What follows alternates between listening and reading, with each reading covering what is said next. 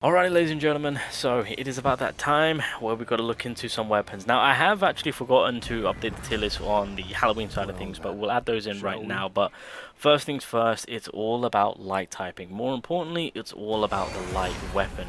Ever since we had the introduction of the brand new staff, the brand new weapon, the brand new light weapon, of course, it's kind of begging the question, well, we've all been begging the question, on how badly does this affect on our free-to-play spear weapon that we have. And if I'm being completely honest, I've said it before and I'll say it again, in terms of with where both of these weapons are at, the only thing that separates them both on why the staff is clearly more better is because, well, the spear,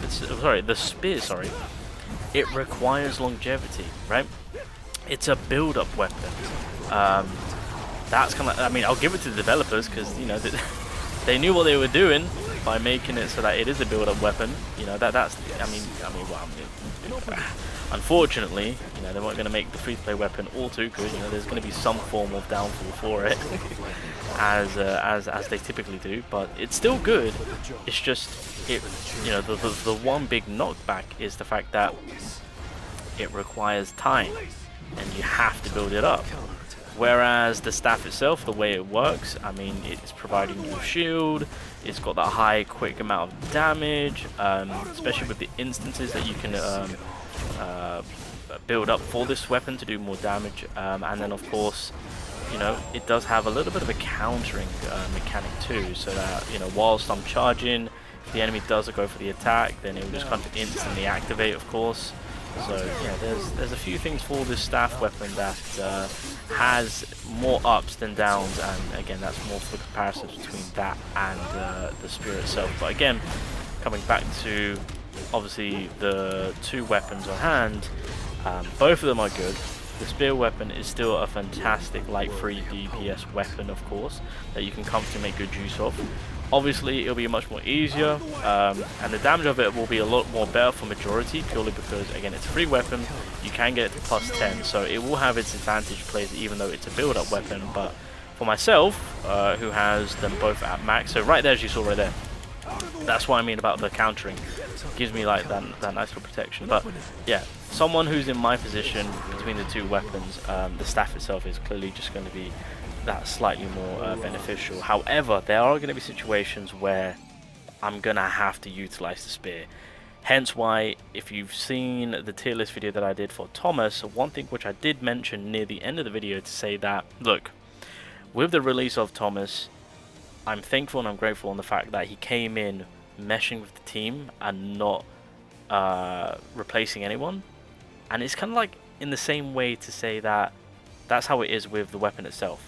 Because the spear itself, with the build up, with the amount of skill damage you can just kind of throw, and with the AoE coverage it has, it's still good.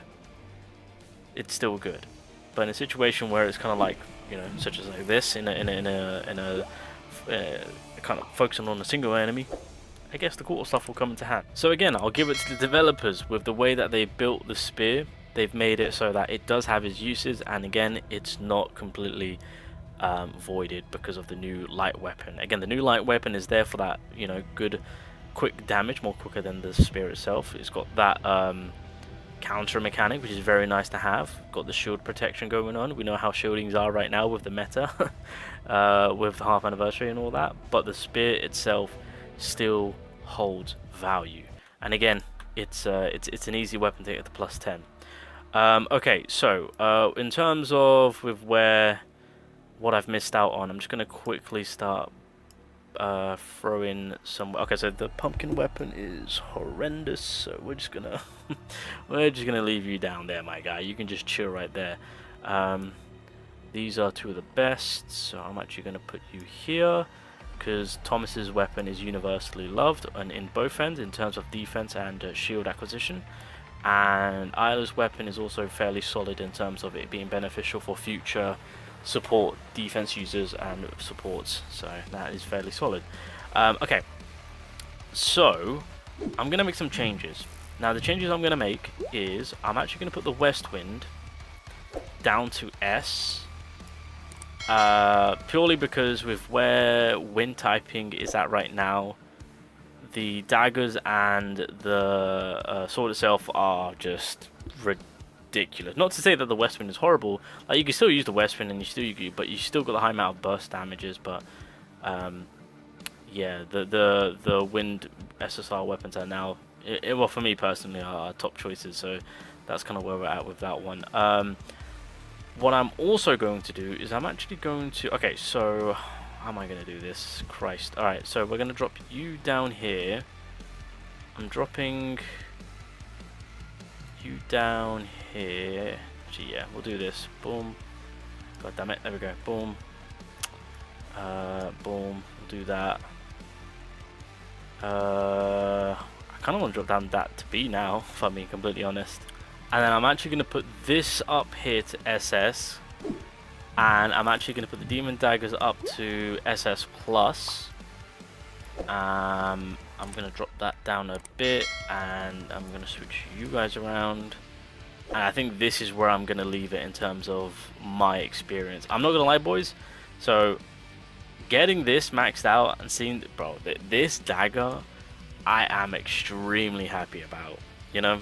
Now that I've managed to get it to +5 when I've been hunting, obviously, the staff itself, and getting lucky by getting the amount of dupes that I needed, this dagger is insane. For wind damage, oh my good, this eats the health bars. So obviously I reran the Baron fight, and having this maxed out just made the Baron on hard mode an absolute joke. So that's why I'm putting it up there. In terms of where wind typing is at right now and the damage output this weapon possesses, yeah, I don't care. SS+, my guys, SS+. But I think that's kind of where I'm now going to be shifting everything and changing everything, and I think I'm going to leave with where everything is at right now. I know some would still might want to cater to wind, or sorry, the West Wind being up, but I think that's kind of where I'm just going to leave it in terms of with where we've got the wind weapons at right now and how much they have buffed the longsword. I think these are the changes that I want to make. And again, the spear itself is still good, but in terms of the staff itself, again, the one thing that holds it back is that this weapon realistically does require a build up. In a situation where you're getting rid of grunts and there's multiple waves, then it's got its coverage there, but in terms of getting that instant high amount of damage, it's going to be the staff. And again, it's a no-brainer. It's kind of stating the obvious at this point, but yeah, that's kind of the look at the half anniversary weapons change in terms of the tier list, where everything goes now, and with the recent buffs that they've applied. So yeah, that's kind of where I'm going to leave things.